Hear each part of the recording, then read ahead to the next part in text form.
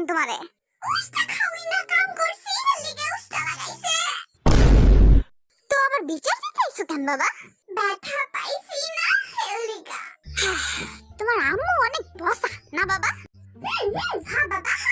দেখতে একেবারে একটা শাকচুনের মতো না বাবা? হ্যাঁ বাবা।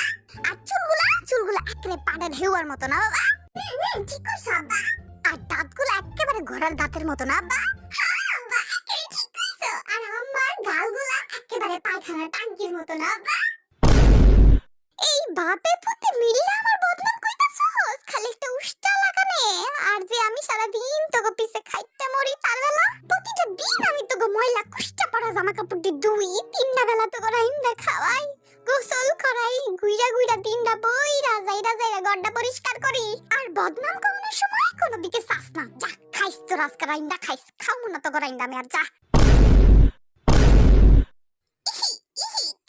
আমরা তোমার বদনাম করতেছি। এই বদরহাডি তোর আম্মু অনেক সুন্দর না? হ্যাঁ বাবা, জিঙ্গায় অনেক সুন্দর। একদম মিস ইউনিভার্সের মতো তোর আম্মু, ঠিক কইছি না? হ্যাঁ হ্যাঁ ঠিক কইছো আব্বা।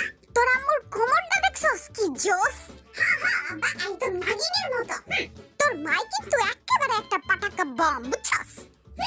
ঠিক কইছো আব্বা, যখন তখন খালি ঠুস ঠাস কইরা ফাইটটা আমাগো উপরে পড়ে। তোর আম্মুর চুলগুলা দেখছস একেবারে ময়ূরের পেখমের মতো। হ্যাঁ হ্যাঁ একেবারে ময়ূরের পেখ।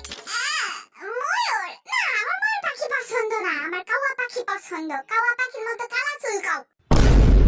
কাওয়া পাখির মতো যদি কালা চুল কইতে দেয় না, তাহলে আমাকে আরো 20 বছর না খাওয়ায় রাখবো, বুঝছস?